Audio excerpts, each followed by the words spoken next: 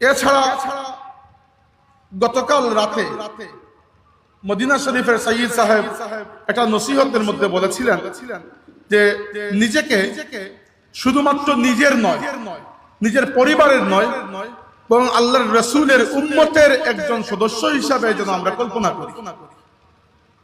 সাহেব কিবলা রাহমাতুল্লাহি আলাইহি আমাদেরকে এভাবে আল্লাহর রাসূলের বৃহত্তর উম্মার সাথে জুড়ে দিয়ে গেছেন।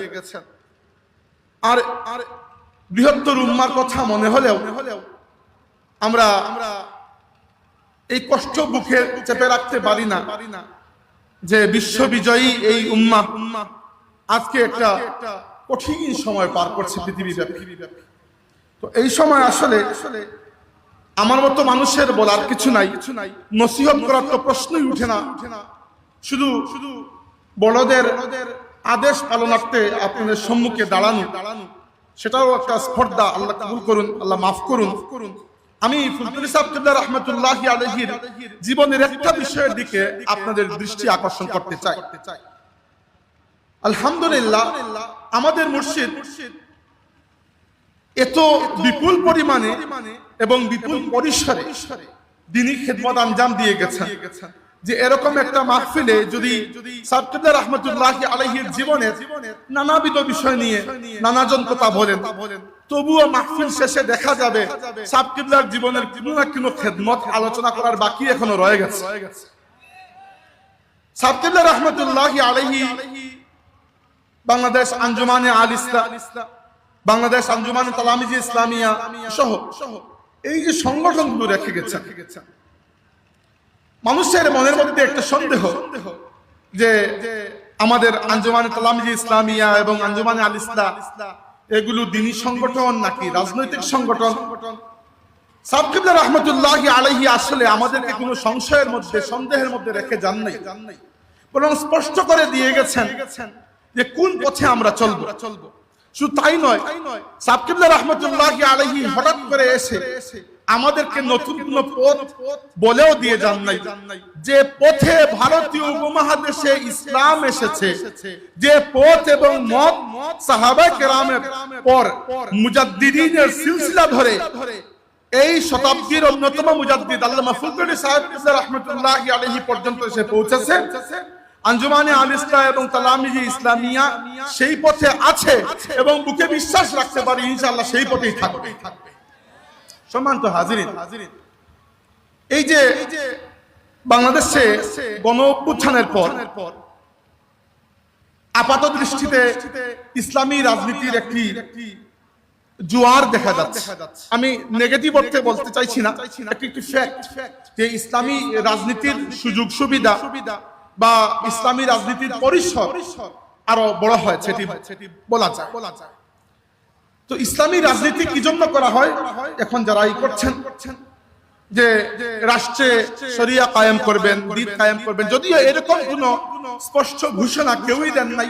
যারা এখন নির্বাচন করতে চাচ্ছেন বা করবেন, তবুও ধরে নিচ্ছি যে তারা চাচ্ছেন কোন না কোন ভাবে রাষ্ট্রে ইসলাম কায়েম করবেন বা কিছু একটা। যদিও রাষ্ট্রে ইসলাম কায়েম শব্দটা বলতে যত সহজ, এর মধ্যে নানা ধরনের বুঝাপড়া রয়েছে যে আসলে এটা তারা কে কি বুঝে। কিন্তু সাহেব কিবলা রাহমাতুল্লাহি আলাইহির পদ্ধতি এবং সাহেব কিবলা রাহমাতুল্লাহি আলাইহির আগে আমাদের সিলসিলার ইমাম শাহ ওলিউল্লাহ মুহাদ্দিস দেহলভী রাহমাতুল্লাহি আলাইহি এবং দিল্লির পুরো মুহাদ্দিস খানদান, এরও আগে শেখ আহমদ ফারুক সিরহিন্দ মুজাদ্দিদ আলফে সানি রাহমাতুল্লাহি আলাইহি, শাহ আব্দুল হক মুহাদ্দিস দেহলভী রাহমাতুল্লাহি আলাইহি সহ এই উপমহাদেশের মাটিতে এরও আগে হযরত শাহজালাল মুজাদ্দিদ ইয়ামানি রাহমাতুল্লাহি আলাইহি, দাতা গঞ্জবখশ আলী হুজুরি রাহমাতুল্লাহি আলাইহি, খাজা মুঈনুদ্দিন চিশতি আজমেরি রাহমাতুল্লাহি আলাইহি, সুলতানুল আউলিয়া নিজামউদ্দিন রাহমাতুল্লাহি আলাইহি সহ উপমহাদেশ আউলিয়া কেরামের যে পথ পদ্ধতি ছিল সেটা হচ্ছে সামাজিক পরিবর্তনের মাধ্যমে তারা রাষ্ট্রকে প্রভাবিত করতে চেয়েছে। এটি কি জন্য চেয়েছেন একটু উদাহরণ দিয়ে আপনাদেরকে বলি। রিসেন্টলি আপনারা দেখতে পাচ্ছেন যে ইরানে সরকার বিরোধী বিক্ষোভ হচ্ছে। তো সরকার বিরোধী বিক্ষোভ হওয়া স্বাভাবিক, যে কোনো দেশে হতে পারে, কিন্তু ইরানের যে বিক্ষোভটা সেটা সরকার বিরোধী নয়। আসলে এটা হচ্ছে যে গত শতাব্দীর শেষ দিকে ইরানের রাজতন্ত্রকে হটিয়ে যে শিয়া মতবাদ পুষ্ট একটা ইসলামী প্রজাতন্ত্র করা হয়েছিল। এটি ইসলামী প্রজাতন্ত্র শিয়া মতবাদ পুষ্ট। এজন্য আমরা যারা সুন্নি আছি আমরা এটাকে প্রপারলি ইসলামী শাসন ব্যবস্থা মানতে পারি না। আকীদাগতভাবে বিভেদ এবং মতবিরোধ অনেক বেশি, কিন্তু শিয়া আকীদা অনুযায়ী ইরানে কিছু একটা হয়েছিল, এতটুকু আমিও স্বীকার করি। কিন্তু রাষ্ট্রে ইসলাম কায়েম বা রাষ্ট্রকে কিছু মানুষের হাতে তুলে দেওয়া, যাদেরকে উলুল আমর বলা হচ্ছে, উলুল আমরদের হাতে তুলে দেওয়া এবং এদেরকে সর্বে মনে করা এবং এটার দ্বারা বিশ্বাস করা যে ইসলাম রাষ্ট্রে কায়েম হয়ে গেছে।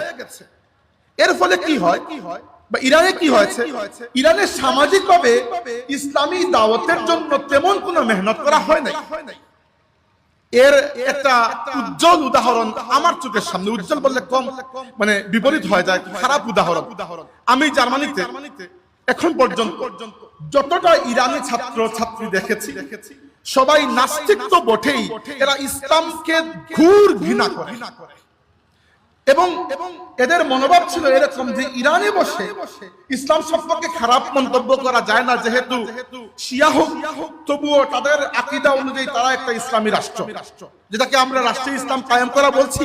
ইরানে শিয়া মতবাদ অনুযায়ী সেটা কায়েম হয়ে গিয়েছিল, কিন্তু হয়ে যাওয়ার পর যেটা হয়েছে যে ইরানে শিয়া মতবাদ পুষ্ট এই রাষ্ট্র প্রতিষ্ঠার আগেও ইরানে সেই অর্থে সামাজিকভাবে দিনী দাওয়াতের, দিনী খেদমতের কোনো মেহনত তেমন একটা করা হয় নাই এবং ইসলামী প্রজাতন্ত্র হওয়ার পরেও সেই অর্থে দিনী তরবিয়ত দেওয়া হয় নাই। সামাজিকভাবে মানুষের মনের গহীনে আল্লাহর দ্বীনকে ঢুকিয়ে দেওয়ার মতো কোন ধরনের রাষ্ট্রীয় প্রচেষ্টা এবং সামাজিক প্রচেষ্টা করা হয় নাই, যার মাধ্যমে মানুষের দিনের মধ্যে ইসলাম প্রবেশ করতে পারে। শুধুমাত্র রাষ্ট্র ব্যবস্থাকে তথাকথিত ইসলামাইজ করে তারা মনে করেছেন যে খেলাফত হয়ে গেছে। এর ফলাফল স্বরূপ কি হয়েছে, ইরানের যে জেনারেশন উঠে এসেছে এরপরে 2-3টা জেনারেশন এখন পর্যন্ত, কমপক্ষে তো 2টা, এরা স্বৈরাচার বলতে অথবা ইসলাম বলতে সবকিছুকে একসাথে মিলিয়ে দিয়েছে। তাদের যে ইরানের রাষ্ট্র ক্ষমতা যারা আছে এরা কিছুটা স্বৈরাচারী মনোভাবের, তারা তাদের মতে জনগণের মতে, আর এরা আবার ইসলামের নামে রাষ্ট্র পরিচালনা করছে। তো তাদের জন্য স্বৈরাচার আর ইসলাম নাউজুবিল্লাহ দুইটা সেম হয়ে গেছে। এই জন্য ইরানের মানুষের মনের মধ্যে ভয়ঙ্কর ইসলাম বিদ্বেষ ঢুকে গেছে। এখন যে ইরানে যে বিপ্লবটা হচ্ছে, এই আন্দোলনটা হচ্ছে, এই আন্দোলনটা পশ্চিমাদের জন্য ইরানকে একটা খাবার প্লেটে পরিণত করেছে, যে ইরানের এই শিয়া ইসলামী যে প্রজাতন্ত্র আছে সেটি ক্ষমতাচ্যুত হয়ে যাবে এবং ইরানে আবার সেকুলার শাসন কাঠামো বসানো তাদের জন্য সহজ হবে। এই হচ্ছে পশ্চিমাদের খেয়াল এবং হয়তো হতে পারে যে আমেরিকা সরাসরি ইরানে হামলাও করতে পারে। তো এই ইরান আজকের পজিশনে গেল কিভাবে, যখন সামাজিকভাবে আপনি সমাজকে ইসলামের আলোয় আলোকিত করতে চাইবেন না বা এক্ষেত্রে মেহনত করবেন না, বরং সরাসরি রাজনীতিতে ইসলামকে নিয়ে আসতে চাইবেন, এটা একটা অসুবিধা। 2 নম্বর হচ্ছে বাংলাদেশের জন্য এটা মহা অসুবিধা। আজকে বাংলাদেশে রাজনৈতিক পরিসরে শুধু ইসলামকে যে নিয়ে আসা হয়েছে তা নয়, স্পষ্ট দেখতে পাচ্ছি আমরা কেউ কেউ রাজনৈতিক পরিসরে ইসলামকে চরম অপব্যবহার করছে। এরকম উদাহরণ আমরা দেখতে পাচ্ছি। এটা কি জন্য হয়েছে?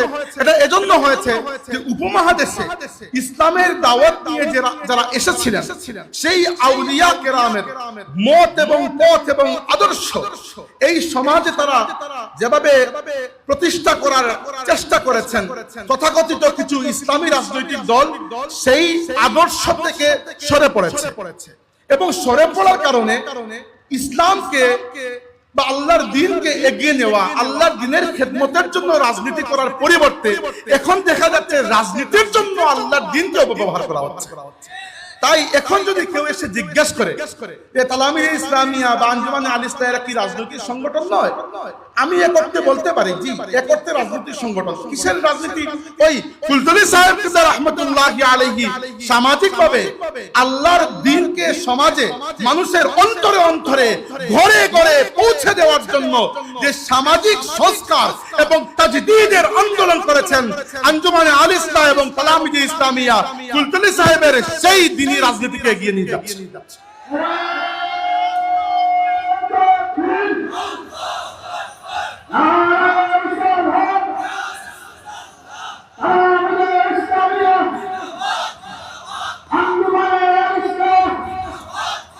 সম্মানিত হাজিরিন, একই উদাহরণ কিন্তু ঠিক বিপরীত আমরা দেখি তুর্কিতে তখন উসমানী খিলাফতের পতন হলো 1922 সালে, 1924 সালে তার্কি রিপাবলিক হলো এবং মুস্তফা কামাল আতাতুর্ক তার্কির প্রথম প্রেসিডেন্ট।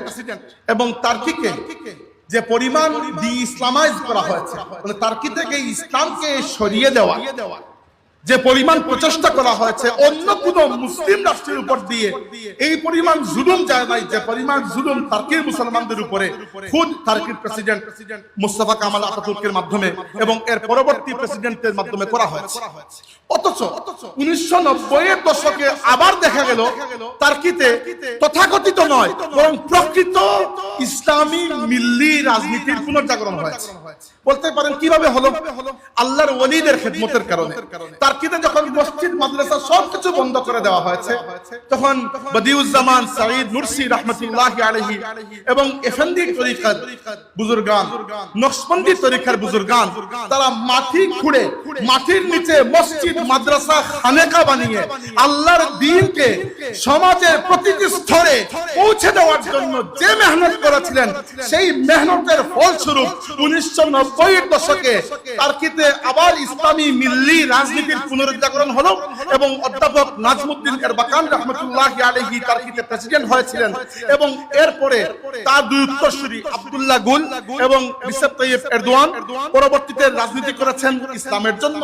আমি বলছি না তার্কি পুরোপুরি কোন ইসলামিক রিপাবলিক বা এরদোগান এরকম কোন মুসলিম দুনিয়ার খলিফা, কিন্তু বুঝাচ্ছি এটা যে আল্লাহর ওলিরা মাটির নিচে গর্ত করে মসজিদ মাদ্রাসা খানাকা বানিয়ে প্রচেষ্টা করেছিলেন সমাজের একেবারে গভীরতম জায়গা পর্যন্ত আল্লাহর দ্বীনের এই বাড়িধারা দিয়ে সিঞ্চন করার জন্য।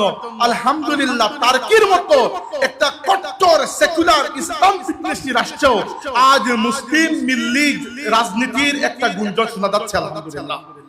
এবং খুশির বিষয় হচ্ছে যে আল্লাহ রাব্বুল আলামিন এই উম্মতকে সম্ভবত আবার একত্রিত এবং জাগ্রত করছেন। আমি সবসময় বলে এসেছি, বলে আসতাম যে 2টা বছর ফিলিস্তিনের গাজার মুসলমানদের উপর আমেরিকা এবং আমেরিকার প্রত্যক্ষ সমর্থন এবং সহযোগিতা এবং জাতিসংঘের নীরব এবং অকর্মণ্য ভূমিকার কারণে বর্বর নৃশংস অবৈধ ইসরায়েল যে পরিমাণ নিপীড়ন করেছে, 70,000-এর উপরে মুসলমান, তার মধ্যে 25,000 শিশু শাহাদাত বরণ করেছে। এই তার্কিতে এই গাজাতে যে পরিমাণ রক্ত ঝরছে, আমার দৃঢ় বিশ্বাস আগামী দিনের বিশ্ববিজয়ী উম্মত হবে এই উম্মতে মুহাম্মাদি এবং এই জাগরণটা গাজা থেকে এবং গাজার রক্তের এই ফুটা থেকে তৈরি হবে ইনশাআল্লাহ। আল্লাহ পাক তৈরি করবেন, আল্লাহ তাবারক ওয়া তাআলা তৈরি করবেন। আমরা আল্লাহর দ্বীনের কোন খিদমত করে এই প্রাউড ফিল করা উচিত না যে আল্লাহর দ্বীনকে আমরা এগিয়ে দিয়েছি, বরং আমাদেরকে এই গর্ববোধ করা উচিত যে আল্লাহ তাবারক ওয়া তাআলা আমাদেরকে তার দ্বীনের জন্য কবুল করেছেন। সম্মানিত হাজিরিন, এবার আমরা আরেকটা বিষয় সম্পর্কে আপনাদের নলেজের মধ্যে দিতে চাই, সেটা হচ্ছে দেখেন আল্লামা ফুলতলি সাহেব কিবলা রাহমাতুল্লাহি আলাইহির জীবনের খেদমতের কথা বলে শুরু করেছিলাম। সাহেব কিবলা রাহমাতুল্লাহি আলাইহি তার সামাজিক সংস্কারের খেদমত কিভাবে আঞ্জাম দিয়েছেন।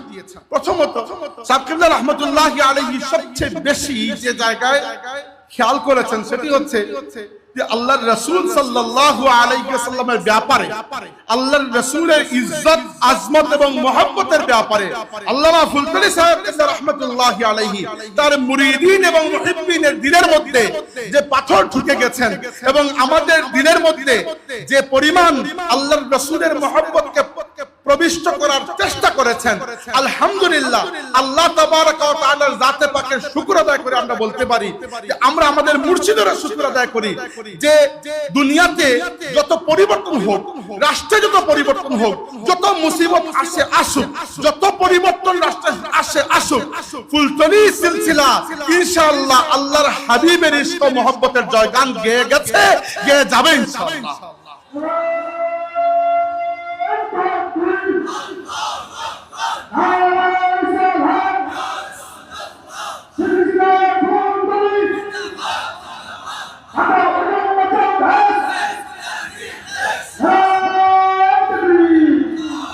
সম্মানিত হাজিরিন, ইসলামী শিক্ষার জন্য আল্লামা ফুলতলি সাহেব রাহমাতুল্লাহি আলাইহি বাংলাদেশে যখন প্রথম দিকে শিক্ষা কমিশন হয়েছিল, সেই শিক্ষা কমিশনের সুপারিশে স্বতন্ত্র কোন ইসলামী শিক্ষার ব্যবস্থা রাখা হয় নাই। সেই সময় থেকে যারা ইসলামী শিক্ষার স্বাতন্ত্র্য, স্বকীয়তা এবং উন্নয়নের জন্য আন্দোলন করে এসেছিলেন, তার মধ্যে একজন হচ্ছেন মুর্শিদুল আল্লামা ফুলতলি সাহেব রাহমাতুল্লাহি আলাইহি। এমনকি যখন এই আধুনিক বাংলাদেশ যখন আজকের পর্যায় পর্যন্ত এসে পৌঁছেছে, খুব বেশি আগের কথা নয়, 2007 সালে যখন ইসলামী শিক্ষার স্বাতন্ত্র্য রক্ষার জন্য আল্লামা ফুলতলি সাহেব রাহমাতুল্লাহি আলাইহি ইসলামী আরবি বিশ্ববিদ্যালয় প্রতিষ্ঠার জন্য হাজারো মানুষকে সাথে নিয়ে রাজধানী ঢাকা অভিমুখে লং মার্চ করেছিলেন। সেই লং মার্চ এখনো আমাদেরকে স্বীকৃতি দেয়, সেই লং মার্চ জানিয়ে দেয় যে এই দেশে ইসলামী শিক্ষা, সংস্কৃতি, তাহজিব, তামাদ্দুন রক্ষার একজন সিপাহসালার ছিলেন আল্লামা ফুলতলি সাহেব রাহমাতুল্লাহি আলাইহি।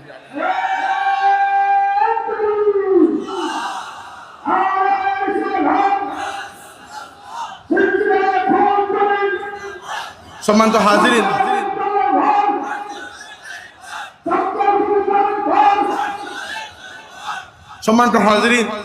সাহেব কিবলা রাহমাতুল্লাহি আলাইহির মুবারক পদাঙ্ক অনুসরণে পরবর্তীতে গত সরকারের সময় যখন বাংলাদেশের শিক্ষা ব্যবস্থা বিইসলামীকরণ করার পায়তারা স্বরূপ ট্রান্সজেন্ডার এবং সমকামিতার মতো ভয়াবহ ভিন্ন ইসলাম বিদ্বেষী ষড়যন্ত্রকে প্রবেশ করানোর চেষ্টা করা হয়েছে, তখন এই ফুলতলি সিলসিলা, বিশেষ করে আল্লামা ফুলতলি সাহেব রাহমাতুল্লাহি আলাইহি সুযোগ্য সাহেবজাদা, বাংলাদেশ আঞ্জুমানে আল ইসলামের মুহতারাম সভাপতি হযরত মাওলানা হুসামউদ্দিন চৌধুরী ফুলতলির নেতৃত্বে যে আন্দোলনের ডাক দেওয়া হয়েছিল এবং অত্যন্ত প্রজ্ঞার সাথে তার নেতৃত্বে আঞ্জুমানে আল ইসলাম, কালামি ইসলামিয়া সহ ফুলতলি সিলসিলা এক্ষেত্রে যে বলিষ্ঠ ভূমিকা রেখেছিল, এই দেশে ইসলামী শিক্ষার স্বকীয়তার আন্দোলনের ইতিহাসে আঞ্জুমানে আল ইসলাম, কালামি ইসলামিয়া সহ ফুলতলি সিলসিলার নাম কি চিরস্থায়ী ভাবে স্বর্ণাক্ষরে লেখা থাকবে ইনশাআল্লাহ।